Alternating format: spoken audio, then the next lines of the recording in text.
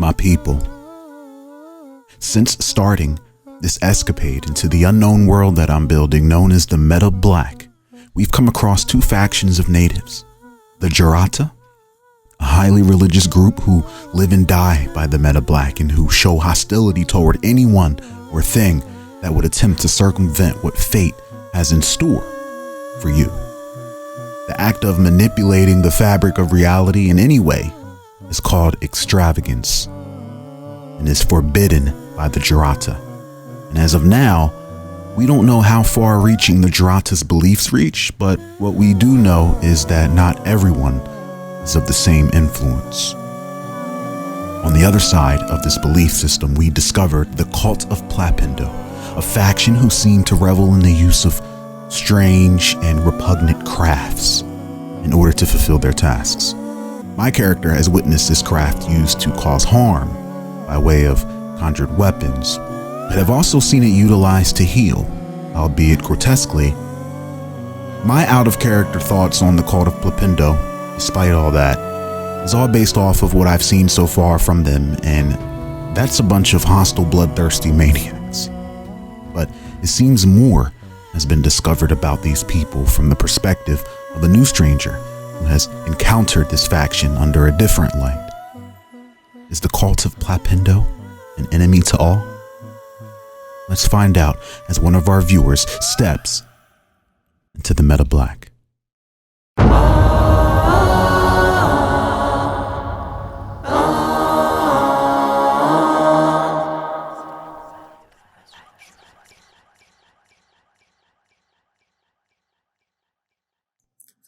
Awkwardly natural. Awkwardly natural.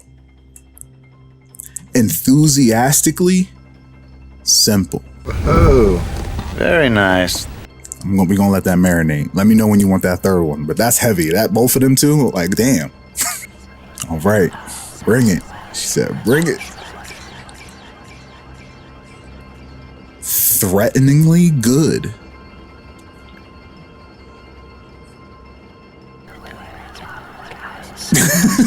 I'm a dorky ass paladin. What did he say? Paladin. I always say paladin. Paladin. Paladin.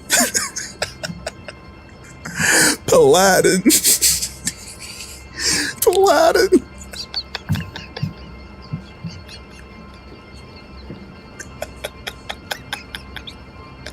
Paladin.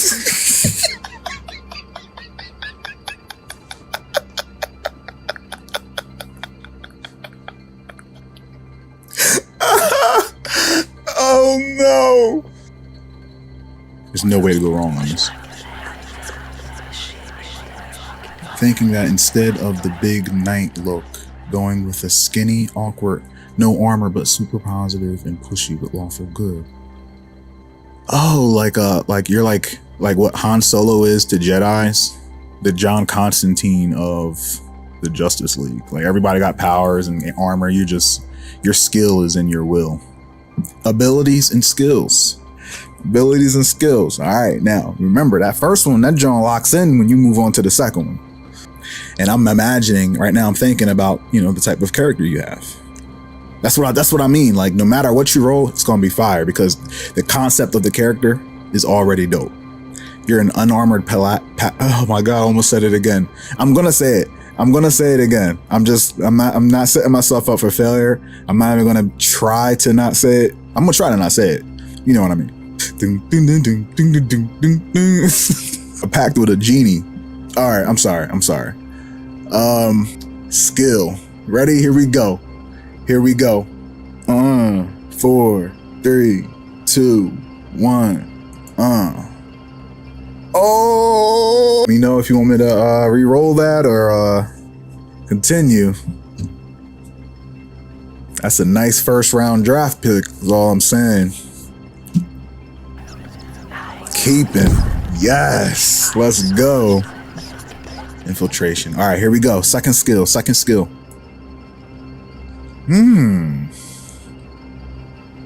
Okay. Before you put too much thought into that, let me just say that on the Peoplz and Dragons website, there's a section of the website that's going to be devoted to the Black Tower and how the black tower is evolving. So let's say, for example, if you had carpentry and you spent, you know, in your time playing, you spent it building things and improving things. I want to reflect that on the site. So at any time, a person can just go on Peoplz and Dragons and look to see, you know, how things are going with what's being created in game. Reroll. Okay. Okay. You got 2 rerolls. Riding. Okay. Okay. There's a lot of ways you can get creative with that as well. Keeping. Okay. Good pick. And that's gonna make for a dope name, epithet. All of your attributes are average by default. You get a +1 rank shift from your primary skill, which are the 2 skills that you just chose. Whatever is the governing attribute for those skills, they will get a +1 to their rank shift. Infiltration can fall under a few things. It can fall under agility. It can fall under reflex. It can fall under intelligence. Remember, you don't have to be the one doing the infiltrating. You can just be someone that's intelligent, you know, knows how to break into things, comes up with the plan, etc. But you also got to be intelligent to break into things, depending on what it is you're breaking into or trying to get through.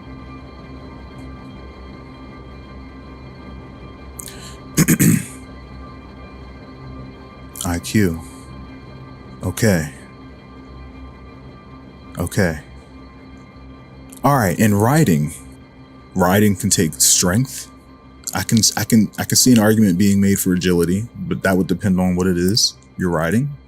Same with reflex. Same with intelligence. I could definitely intuition. It takes some sort of intuition. Reflex. Can you read reflex? She asks. Reflex is a character's twitch speed. This measures how quickly they can react physically. Reflex is very important for the development of combat skills. Reacting physically, you know, I think of bull riding. Your body and your muscles have to react in time to keep your equilibrium and your momentum. Intelligence to know what to do, how to do it. Intuition, that special connection, that intuition, that empathy. It's a catch-all. Writing is a catch-all. Intuition, going with intuition for writing. All right. So your primary attributes are intelligence and intuition. Your epithet. Just to recap for anyone that may have missed it, an epithet is a nickname usually based off of your a trait, a characteristic, a capability, something that you do. That is something that I want for strangers' names. So we are more known to each other as, you know, what we bring to the table when we're playing. Trespassing hitchhiker. That's definitely a Darkest Dungeon occupation. Trespassing hitchhiker. Tress Hitch.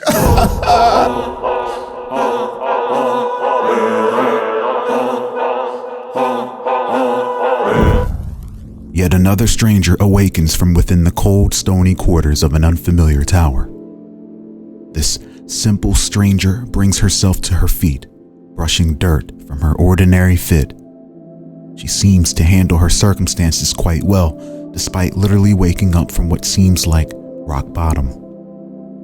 She remained enthusiastic, considering standing among the remains of the less fortunate.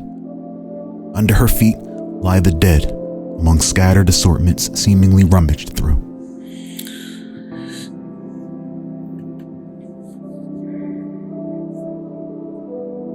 So you wake up in this dark room, this cold stone room. The doors open and you hear people talking from around the corner. But at your feet are a pile of remains. You feel like your belongings are in here. You don't remember where you're from. You don't remember anything. But you feel like what's laying in these remains in front of you might give you and remind you of somewhat of your backstory. What is the newest looking item? I'm going to roll a description. Neatly fat. You want to recall what kind of item it is.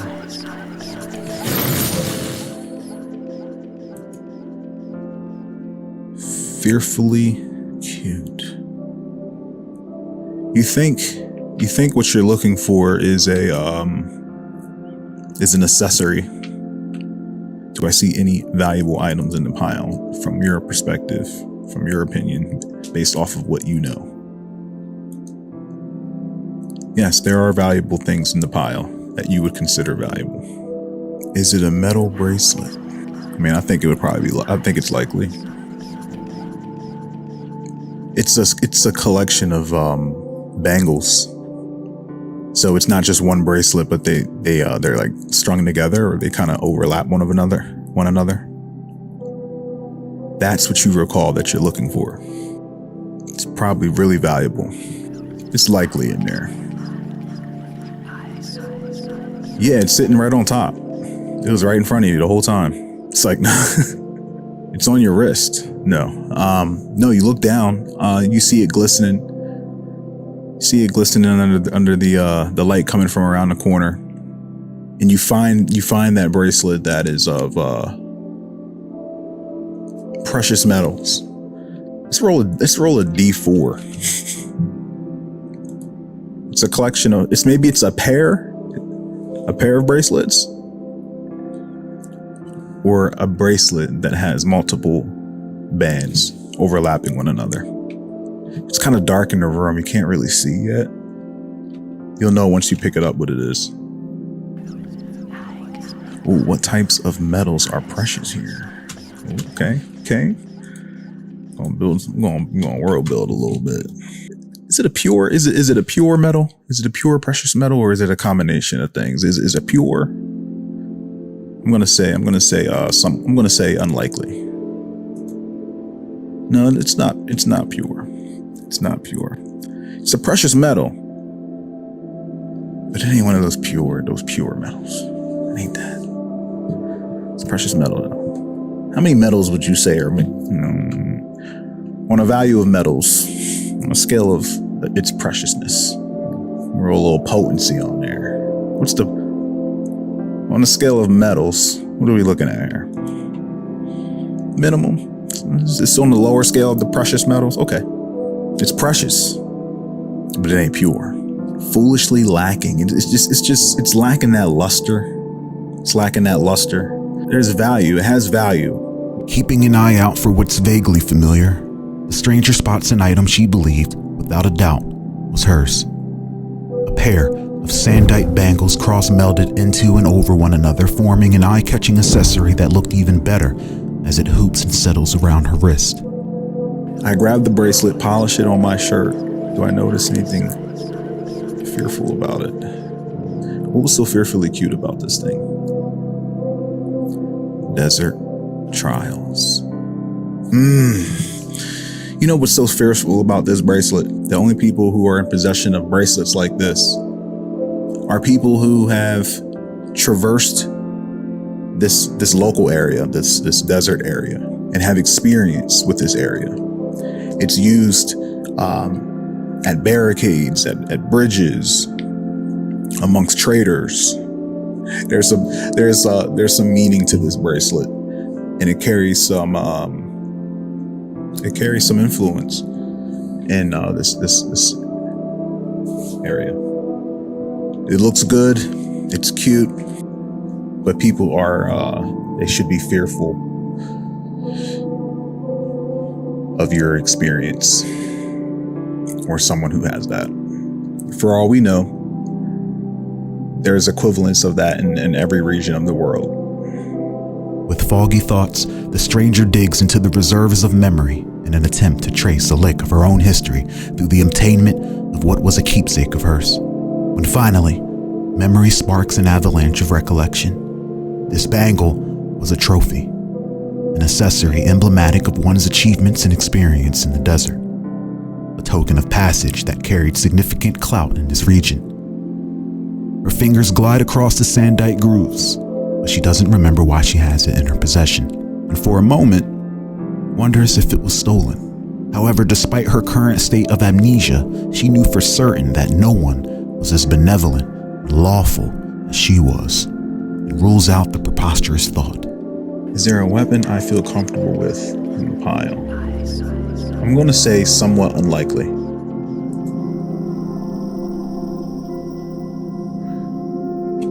No, and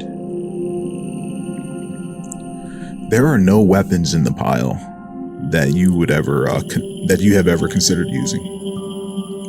Is there anything useful for surviving in the desert in the pile? I'm going to say very likely. Yes, all of it is useful in the desert. Is there clothing that will camo and protect me from the sun? I'm going to say sure thing. Yes. Event. Communicate the intellectual. So you hear a voice call out to you, more so in your direction. It sounds like a very intelligent person, speaking a language that you understand. Is there someone in there? And you start to hear other voices that you heard earlier. You know, they stop talking when this one voice speaks, shouts out. And it's being directed to your room, to these quarters. While you're thinking, I'm going to roll the lore wheel to see what lore we'll be pulling away from today.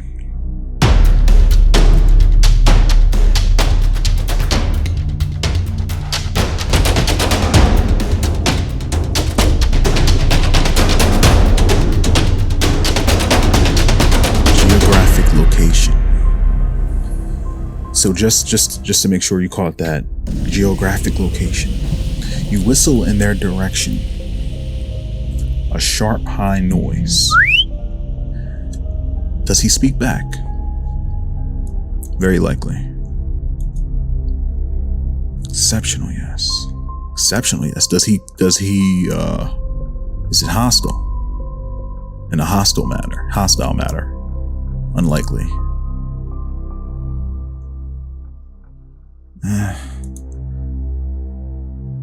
50-50. No. You see a humanoid being in robes. Behind him, two more. He comes around the corner holding up a lantern, lighting up the area. And he says,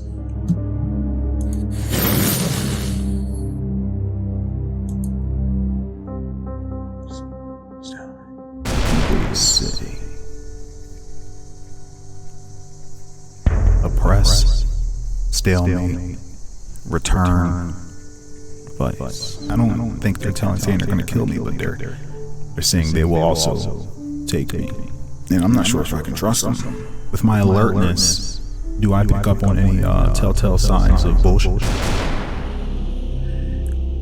He proposes that you come with him, or face death. So very, very calmly though, he proposes that you come with them, because you're not going to be able to stay here. You're either coming with us or we're going to kill you. He doesn't say we're going to kill you, but he alludes to it. He says it in a very menacingly way, but kind of like a calm, bad guy way. The poised cultist proposes that Tress Hitch surrenders and come with him. He then slowly pans his bulging, mutilated skull over and around the tower's interior and back onto her. He says his kin have orders to scour this tower and leave nothing unturned, and then alludes to her well-being and safety being subject to their curiosities. The two less composed cultists behind him looked to harbor an unwarranted resentment toward her, ready to attack on command. I asked him why I can't stay here. I asked him why I can't stay here. Okay. What did they say? Work hard. Peace. He is a bit more civilized. And so he would say something along the lines of, we do not want to hurt you. We're trying to, to keep it peaceful, but you have to come with us. He doesn't look like he can be trusted though. Like, despite him, being a little bit more eloquent, he doesn't look like he can be trusted. I tell them that I really shouldn't travel without my medicine. A form of infiltration is lying. I'm trying to see if there's any kind of justification for a penalty just because of infiltration being so broad. So we're going to do, I think that should fall under infiltration. You can probably agree. So that's going to be high. But I'm going to give you a penalty for trying to lie yourself out of a situation, as opposed to get into a situation, like infiltrating a place, trying to break in, lying, or you're disguised as somebody. If you were disguised as someone, you know what I mean? That might be a different situation, but I'm going to give you a penalty for just had, waking up, and, running into these folks so early, kind of caught off guard, having to lie on your toes. I'm going to say above average for this lie. Let me figure out what this guy's potency is.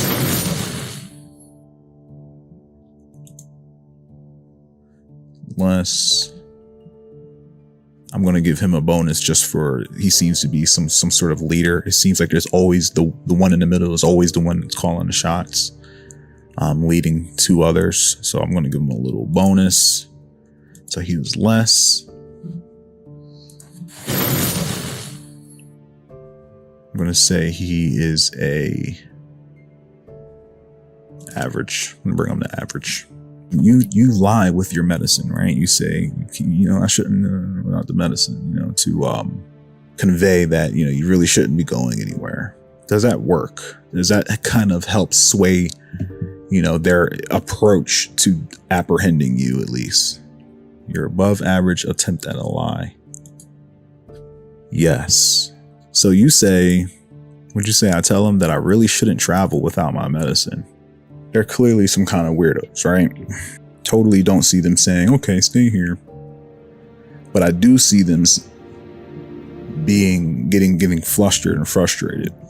So what's going to happen is, out of frustration, the one in the middle is going to come to you himself. His other two are behind him. He has the lantern. He's going to come approach you to get a closer look at you. I just want to give you a chance to do anything first. Not saying he's going to do anything, but when someone's approaching you, you might want to do something. So he's walking towards you. The poised cultist hesitates and looks her up and down once more before approaching Tress Hitch cautiously. Like some sort of specimen on display before him, his eyes dribble across her most unique body features, some of which unlike he's never seen. Lastly, his eyes settle on her sandite bangles. He then proceeds to ask who she was and from where. I just smile warmly and try to look sincere. Okay. He comes to you and he immediately realizes that you don't look like him. You don't have, I'm not even going to say that much, but obviously he doesn't look like you. And he looks surprised, like he's never seen you, like a person that looks like you before, because you are a stranger to him. He then goes to grab your wrist and doesn't see any markings on your wrist. He looks around your clothes and doesn't see any emblems. He doesn't see any signifiers of something that I guess should be familiar to him. And he asks you, who are you? And how long have you been here? I say, I'm not sure. They locked me in here. It seems like forever ago. They did something to my mind I can't remember anything about before.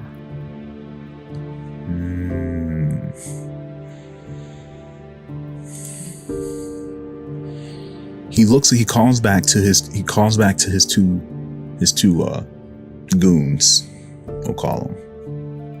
And he says, fetch so-and-so. He says a name that sounds very alien. He says, fetch so-and-so and bring the medical supplies. He turns to you, and as menacing as he looks, yeah, he has some charisma. He says, we can help you we'll bring you back to health. We'll figure out what's going on, and we'll try to help you remember and recover your memories. You can tell that there's an ulterior motive. He is, you can tell that he's more interested in you being someone or something that he's never seen before. And he tells his men to come get you, and he walks away. And as he's walking away, he says, he tells them to bring her to X location.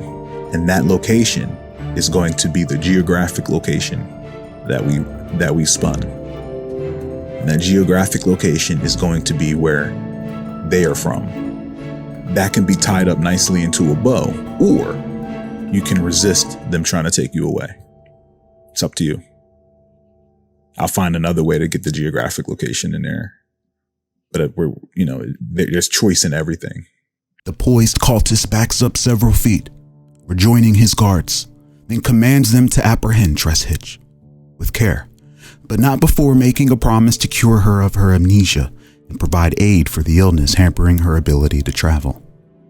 He then makes his way out of the tower as the two hideous cultists approach Tress slowly and cautiously with the intent to apprehend. Not going to resist. I go along easily. They don't roughhouse you or anything either. They're fully bought. They're buying into, you are injured, and they believe that you probably have some sort of amnesia, and that's not a lie, right? As you walk out, you see all of people like them, like their kind, these big-eared, blobby bodies, but like humanoid, but not consistent. The consistency is just off with their bodies. It's strange looking. They kind of look like the Scarecrow filled up with hay. You see him getting on a creature, and there's several of these creatures, and there's an empty one just for you, and they escort you over to one, and you begin to depart the tower. But as you leave the tower, you see them investigating the area. They also look at the tower like they've never seen the tower before. I'm going to roll some dice to see how many days go by. I'm going to roll 1d3. Because I want to know how long this is going to take for you. I want to get an idea how far away this place is from the tower. 1d3. 1. We cut to Tress Hitch being escorted to their Derfadiri caravan. Dozens upon dozens of repugnant cultists can be seen investigating the mysterious black tower she came from, as well as the bodies strewn about. If they weren't preoccupied by the murder scene, they were fascinated by the mystery of her presence, staring as she slowly makes her way to the Derfadiri mount set aside for her.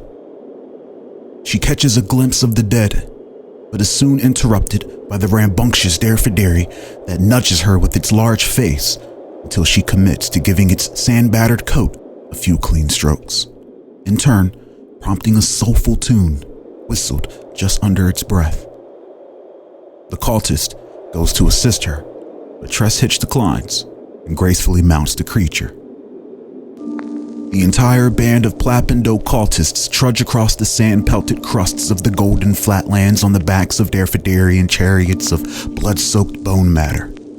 The rattling and writhing of the conjured constructs whisper beneath them. The party saves an additional day of travel by narrowly avoiding the destructive paths of the local hubbub churning about. Yeah, but I was wondering if they would give me like a neat drug from their people that would have cool effects. Is there anything funky with the medical aid that was provided for you? Yes, and the medication that they wanted to apply to you, we're going to see what that is first. Is it a living creature? 50-50. No. Is it a natural resource? Somewhat likely. Definitely no. Is it some sort of craft? Likely. Was it craft? It has to be likely. If it wasn't a natural resource, if it wasn't a living creature, then it has to be some sort of extravagance. Extravagance is anything that is supernatural and or unexplained, that is designed to make life easier. Pretty much. Is it extravagance? Is it craft? Yes, and Tress is then approached by an elder cultist who dismounts and makes his way onto her platform slowly and carefully. He introduces himself as one who will remedy her affliction, provided the cause is made known, and without a moment's waste, begins to facilitate a triage of questions surrounding her health.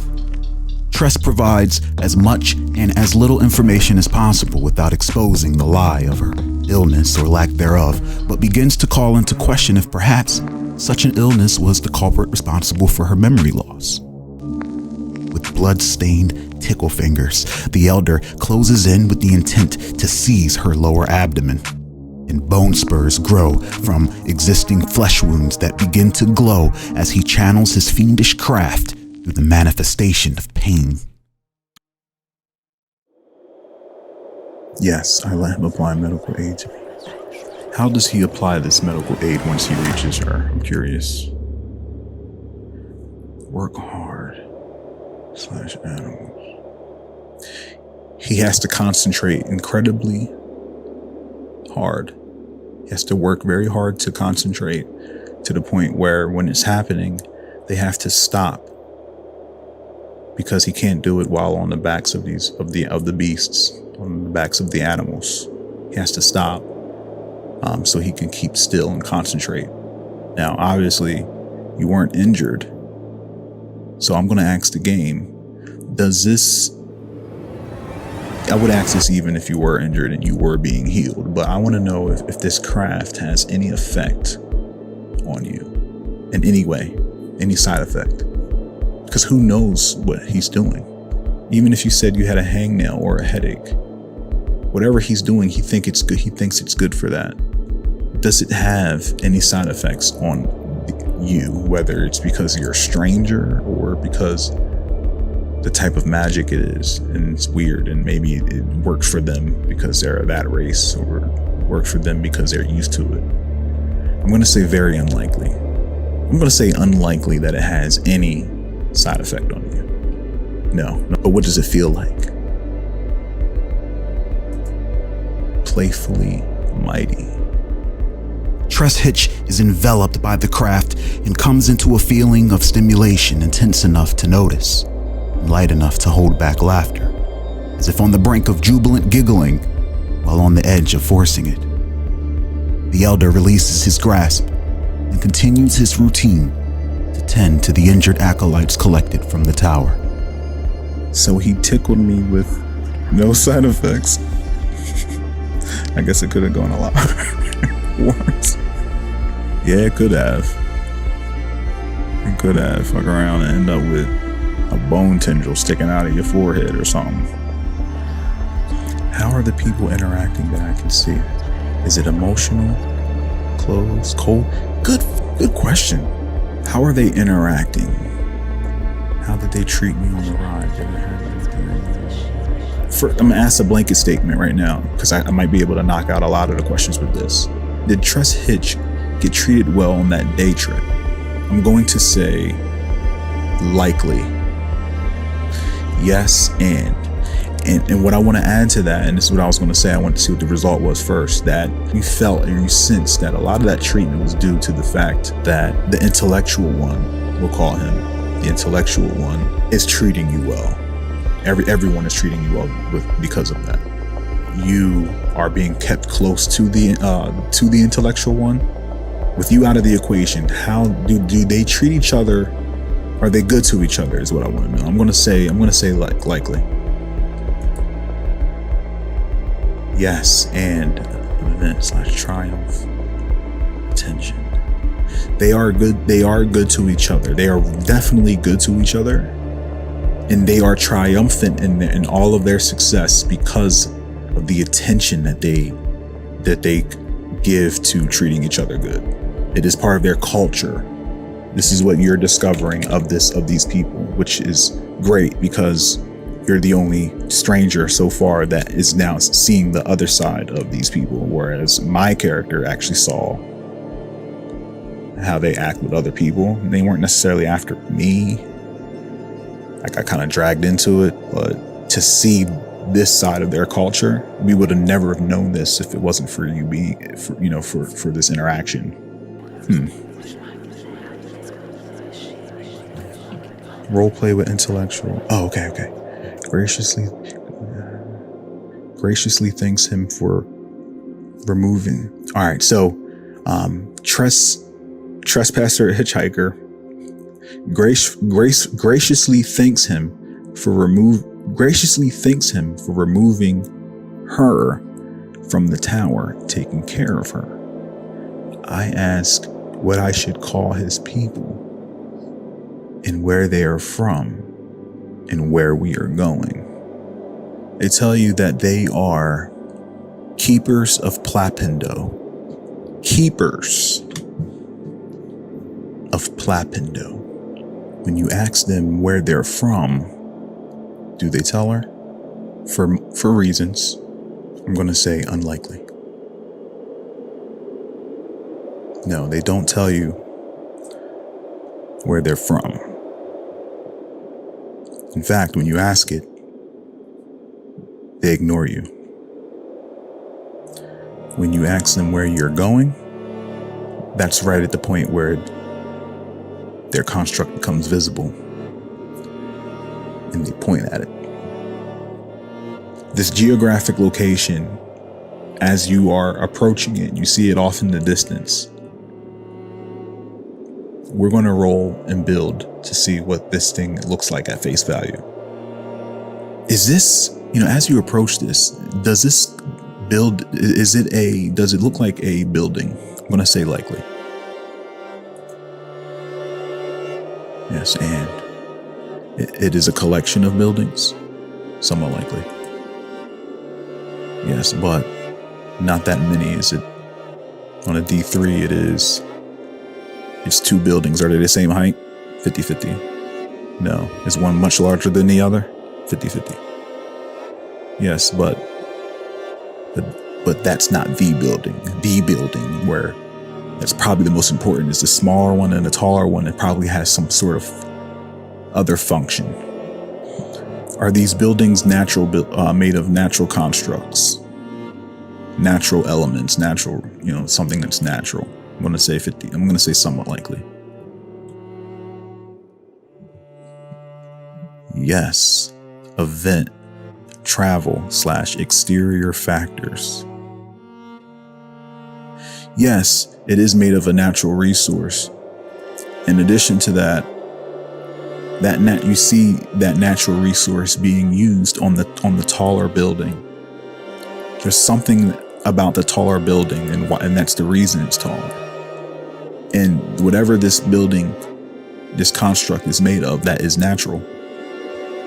The exterior of the taller building something is happening with it that involves travel up and down the building or off of the building. Now, this is in a desert region. Could that have something to do with it?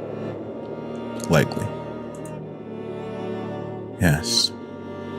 Is the taller building made of a magical sand? Does it involve magical sand that moves people up and down the building? I'm going to say very likely because I want that. Yes. The taller side of the building. Is this building more so made of like a hard, like a very hard surface? I'm gonna say likely. Yes. Is it like rock? Is it like some sort of rock? I'm gonna say likely. Yes. Does it look hard? Does it look like it's protected from Tress Hitch's perspective? Does it look like it's protected? Somewhat. I'm gonna say likely. Somewhat likely. Yes. Protected by more of their people, or something else? Protected by more of their people? Likely. Yes. Okay.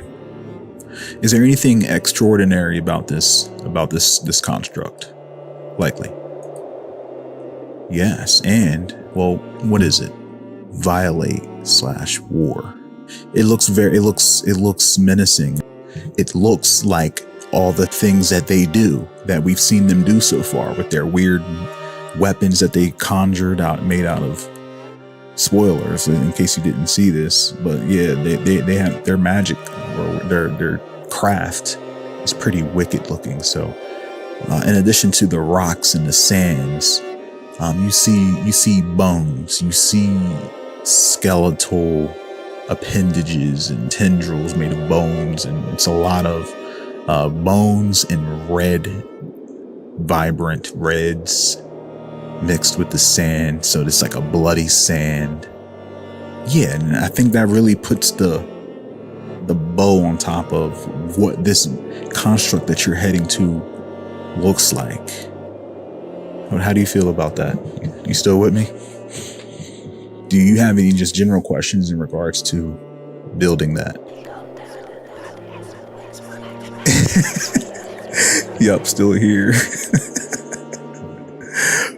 Off in the distance, beside the setting sun, Tress Hitch discovers a gigantic construct consisting of 2 intimidating towers bustling with activity in and around its perimeter, as well as large robed guards standing 5 yards apart from each other, circling the establishment.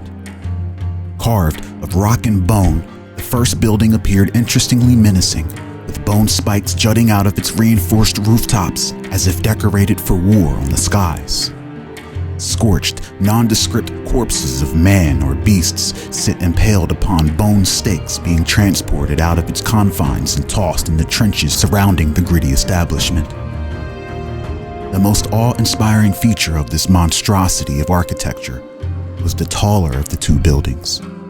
A tower, thrice the size of its counterpart, standing in at 10 stories high, was one stained in blood that had several torrents of red sand that ran vertically up and down the construct as a means of transportation, all sustained by the cultists channeling their pain in order to manipulate the crimson sand belts. Tress Hitch believes she may have discovered the home of the Plapindo cultists, and potentially a new home or grave.